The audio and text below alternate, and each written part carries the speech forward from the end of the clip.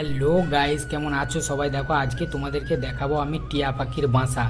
দেখো আমাদের এখানে ডুমুর গাছে কেমন পাতা জড়িয়ে টিয়া পাখিতে দেখো বাচ্চা দিয়েছে। দেখো 3-4টে এখানে রয়েছে। দেখো টিয়া পাখি, কিন্তু এগুলো তোমরা হয়তো বলবে এগুলো অন্য পাখি। সত্যি বন্ধু, আমি জানি না এগুলো কী পাখি, তোমাদের জানা থাকলে অবশ্যই বলবে। হ্যাঁ, দেখো কী সুন্দর বাসাটা করেছে, তাই না? শুধু দেখো, দেখবে আর একবার দেখাচ্ছি তোমাদেরকে। দেখো দেখো কত সুন্দর লাগছে না? আমরা কিন্তু কাউকে হাত দিতে দিই না।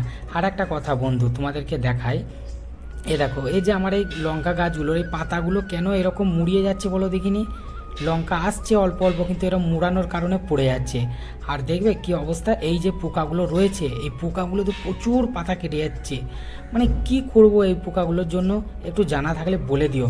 দেখো এটা কি গাছ আমি জানি না, তবে যত সম্ভব এটা মনে হচ্ছে তরমুজ গাছ। এক পিসি হয়েছে, মানে তরমুজ খেয়ে রোজার মাসে ফেলেছি দিয়ে হয়েছে।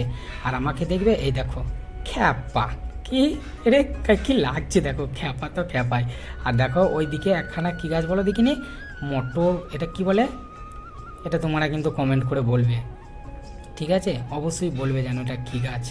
হেভি লাগছে দেখো, এক এক পিসি আছে, বেশি নয়। আর একটা গাছ আছে দেখো, টমেটো গাছ। এটা দেখে মনে হচ্ছে যে টমেটো গাছ।